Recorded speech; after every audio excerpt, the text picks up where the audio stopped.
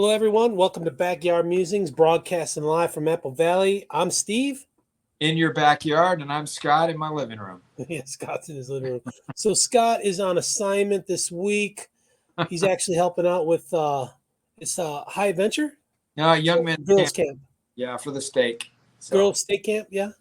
We're gonna go up there, and we're gonna hopefully skirt this forest fire that's going on up there right now. So. Oh yeah. Kind of ugly. It's 110 here. It's probably 110 there during the day. Yeah, they say maybe it might hit mid 90s, but we'll see. It's kind of unseasonal up there as well, but 110 here, I'll take 95 there. Yeah. Okay, well, let's jump in. The Biden-Harris Idiocracy is now allowing Iran's terrorist-sponsoring regime to hold voting in America. What? Yeah. Iranian citizens voting here on Iranian elections. One or all of Biden's handlers allowed Iranian citizens to vote from makeshift booths in a handful of U.S. hotels. This is ridiculous. Who does this? The contest on Friday, this 3 days ago, resulted in the victory of Masoud Pezeshkian. He took 53.3% of the vote. This is a Tom Clancy movie. I'm telling you. Nobody would have ever thought about even dreaming this stuff up. I know, man. This is real. And this dude, Masoud, he's a heart surgeon, and he beat the former nuclear negotiator, so we know that guy's very honest, Saeed Jalili. Yeah. And he took 44.3%. So that's on the edge of a landslide. When you're talking almost 10 points, it's like a landslide. What are we doing directly interfering in other nations' politics? Yeah, why are they not allowed? So I don't follow this exactly. So we're allowing people that are here in the United States that are Iranians. They're Iranians. Or dual citizens, maybe. Or dual citizens, yeah. With the thought that we can overturn the regime. Give me a break, man. It's ran by the Ayatollah Khomeini. Yeah, no. He's like the Pope, like Merritt was saying. He's like the Pope. It's not going to happen. And I thought we condemned other foreign nations that tried to meddle in our affairs. Don't we do that? Well, we do, but we obviously meddle in others. But I don't know if I've heard of us meddling in their country. Yeah, in their country, yeah. Right, but never allowing them to come over here and hey, the convenience of your backyard, right? Yeah, I mean, I'm saying, man, this could less risk. This could turn bad, right? I mean, it could. I told him, man, he could get a little upset about this. So send some more money and weapons to Hezbollah. Yeah, right, Hamas. This is hypocrisy on display. It's like it's a plank of the Democrat platform. Do as we say, not as we do. It's a bunch of crap. Yeah. So some Iranian observers complained on X, formerly Twitter, that the media mob had falsely framed the election as a vote between the reformer and the hardliner. I personally say it's the lesser of two weevils. The little weevils. Gotcha.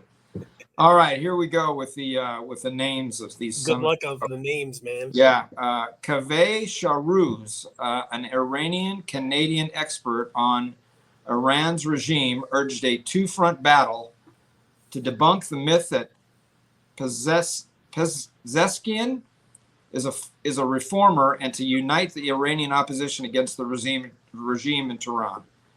But now, with the selection of a reformist president, they will revive their lies about the Iranian regime's capacity for change. Seems like it's a big game. Yeah, doesn't it sound like a big game? Can you believe anything that these people say? Well, that's in play too. Yeah, that's in play. And again, to have this happen right here in this is crazy stuff. Is the Iranian regime coordinating with the Biden regime to do this? Is like, okay, it's like there's some little grift going on where the bagman has got some money from the Ayatollah, and so that the Idiocracy allows this? Do you think that's going on?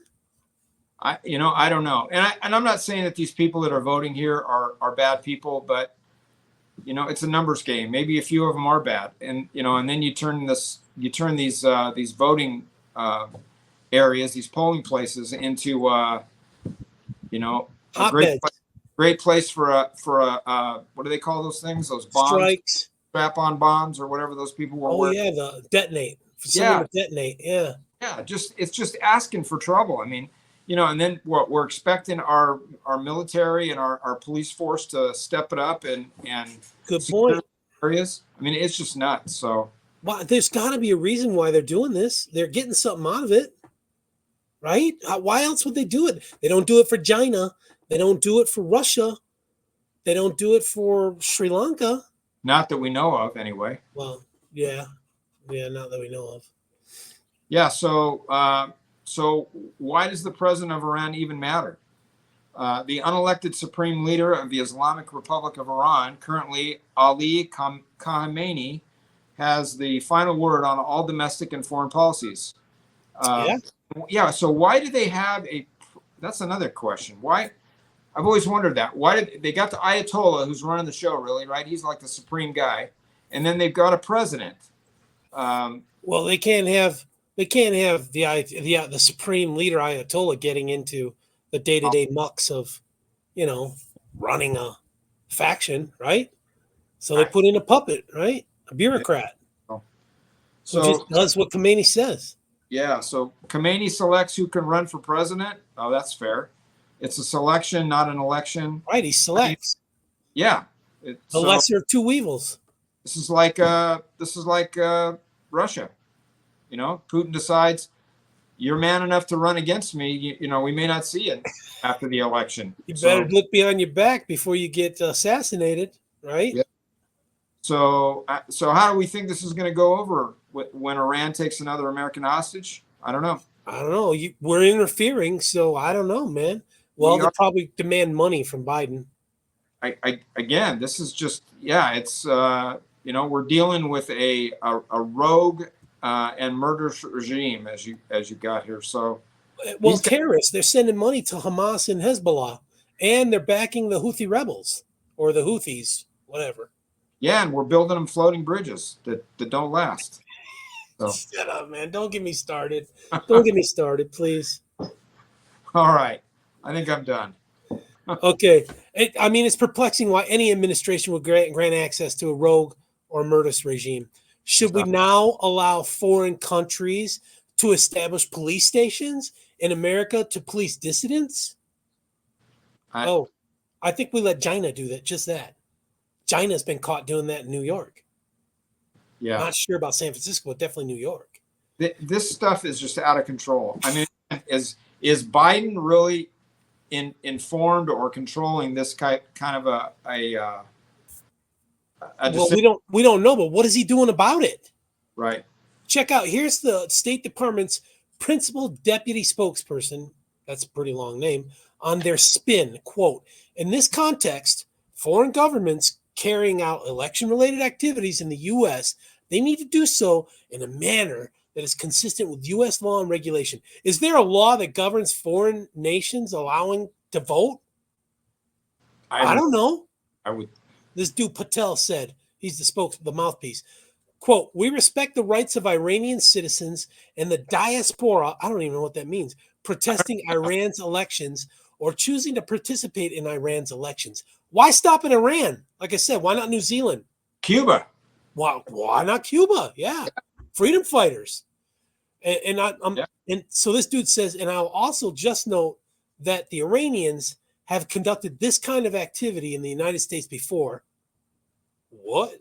So this is nothing new, and as have a number of other governments, especially in the time that I have worked here as well. What? He's only been in office for 3 years. How many foreign governments have been voting on our land? Who do we asked earlier? How do we even know? I mean, how do we even know? And the only way we found out is somebody squawked on X. That's the only way we found out. Maybe these countries should be finding out if these people are still alive that are voting. I know. I don't know. Reals. This is Where did this happen? Where did this happen?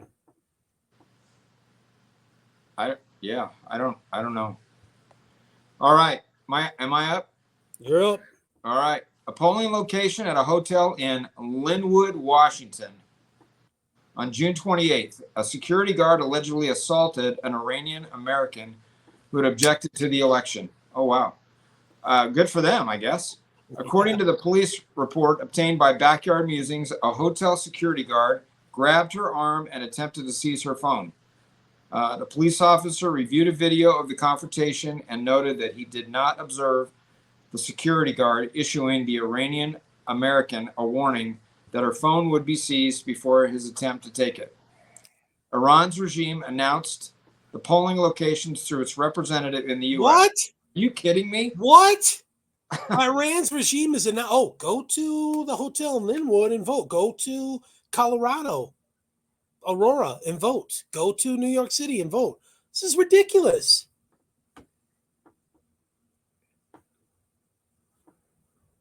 You there, Scott? Oh, Scott went dark. He went dark for a little bit, so I'm going to carry on. The Pakistani embassy in Washington, D.C., that's who the regime is working through, create a link that publishes the list of voting locations in more than 30 U.S. cities in 11 states. Scott is still dark, so I'm going to keep going. The information about voting was released on each Friday, ostensibly to prevent organized demonstrations against the Iranian regime election. This is not an April Fool's joke. My gosh, vote them out.